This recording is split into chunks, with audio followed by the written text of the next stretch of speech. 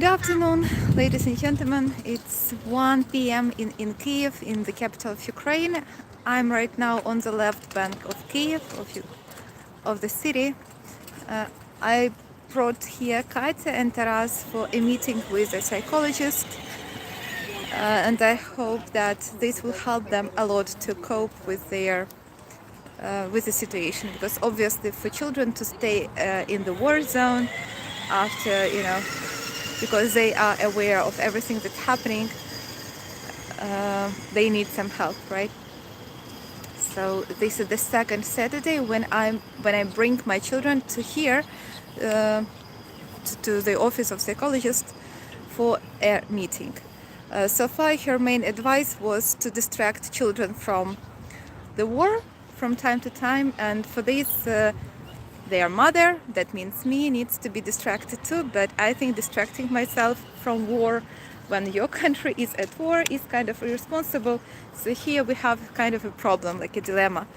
So what I do, I decided to, take them once per week to the psychologist, and hopefully she will help to distract them and to help them, to cope with the stress.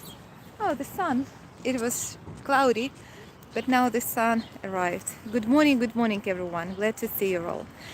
Next to the office here we have a very nice park. By the way, this area, this neighborhood is called Troyeshchina, and it has a bad reputation. Such a nice park, but if you look at statistics, this neighborhood is kind of the most dangerous part of Kiev.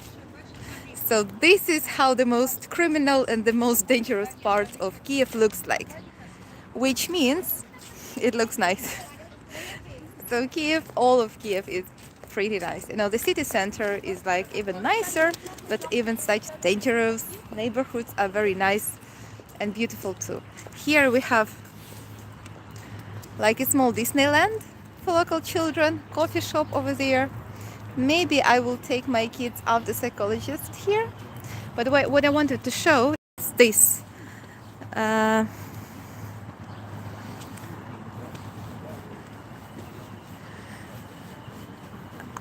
saw the same situation last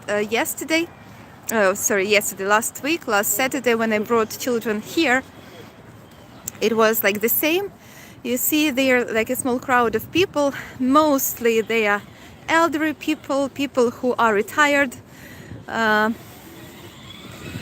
Behind these electrical toy cars, Taras adores, of course, these toy cars, but behind it there is like a crowd of people who come here, line up because they are given some humanitarian aid here. This is a humanitarian organization called, I think it is called We Will Win Together or something, and they provide local people some help. So we can see it here.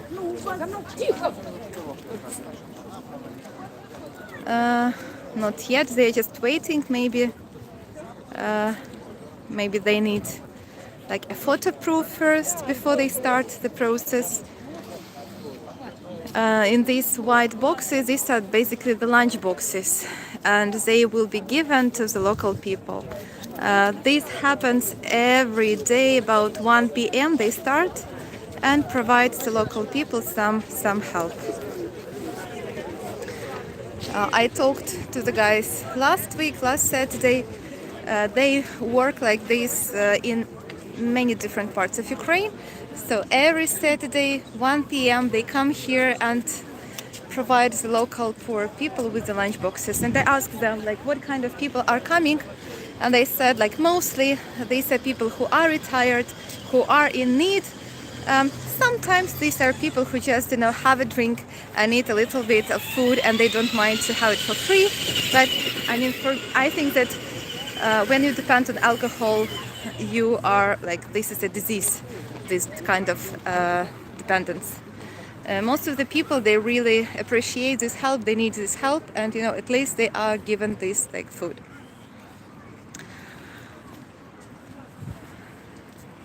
There are many places in Ukraine where it's not that easy to provide help to the people. but in Kiev it's easier. I mean, not easy to provide help, for example, to people who are in Mariupol, who are blockaded. We please pray for Mariupol, and we all pray for extraction of defenders who are blocked over there.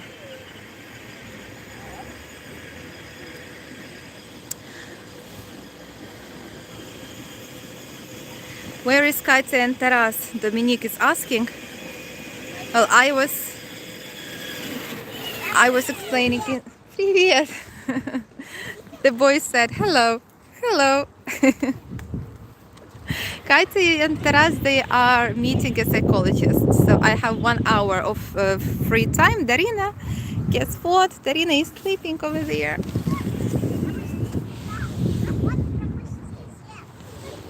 So this is her afternoon nap.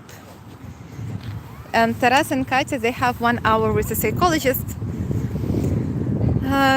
who will help them to cope with the stress, because I don't want them to be traumatized. I'm trying to do the best what I can, to help them to cope with the war. I cannot stop the war, but with your help and my husband, all of us, right, we do what we can to stop this war and to defeat Russia. For this, we need weapons first of all, and we need to kick out Russians from the Ukrainian soil. Here we have this small Disneyland. Now please tell me, what do you think? Should I take Katya and Taras here after the psychologist? I think Katya will love this jumping thing. You see how cool it is? I think Katya will love it. Yeah, thank you very much for donating to the Ukrainian army. It's very kind of you. So here is this jumping thing. Cool. Another jumping. How do you call it? Batut in Ukrainian.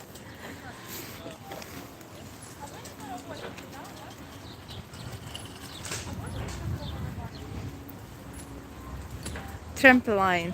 Okay. So here we have a nice train.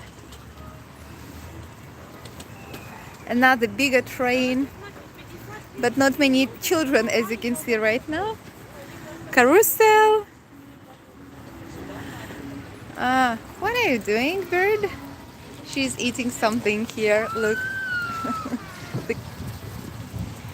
Here we have one more attraction for children. Oh, this nice girl has chosen a tank. You see? So, not a helicopter, a horse, a rabbit, or whatever, a supercar. She has chosen a tank. This is what they have done to our children. Our children want to fight. They want a tank to defend their land from these terrible Russians who are coming and coming and coming. Of course, this is terrible. Nice ones. And more children who want to shoot. They want to defend their land and their families and their mothers. And supercars again. Maybe Taras will love it. So such a small Disneyland here. So the prices are like, for example, for the swan, it is 40 hryvnias per one person, under 30 kilograms heavy, and 50 hryvnias if it's like over 30 kilograms, for 3 minutes of time. So it's like, how much? It's like $12, more than $10. Yeah, so the prices are about 40 hryvnias per attraction for 3 minutes. It used to be 60, by the way, but they decided to make it smaller, I think, because people cannot afford much these days. Like these bumper cars.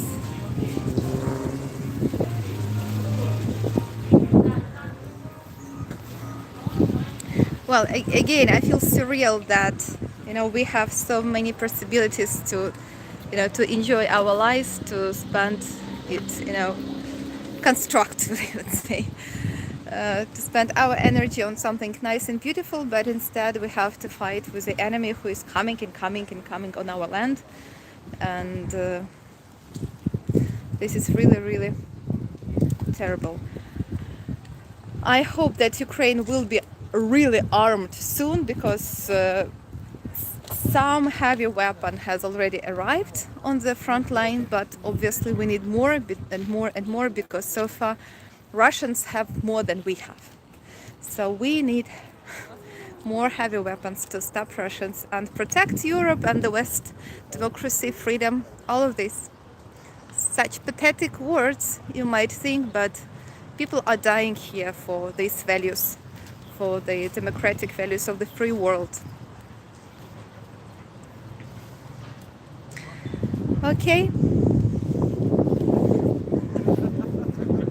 Over there, the crowd of people became a little bigger, longer, and I think they have already started providing people with the food, with lunch boxes. They are doing a great job, basically. They are giving hope to these people, and they are giving really, real help to these people. Okay, guys. Thank you, Sandra, that you feel my pain. Thank you that you decided to feel it too. And thank all of you guys. Have a nice day.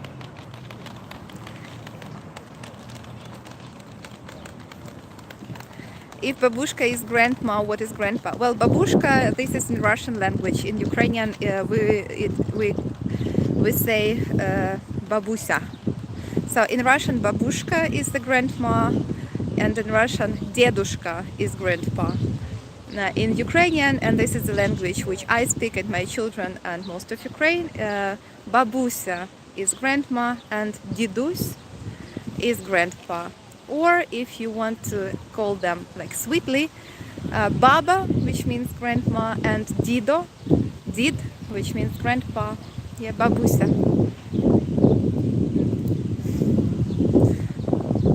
Okay, guys, it was a pleasure to talk to you. I will not take much of your time, more of your time. Have a nice day. Goodbye. Enjoy your day.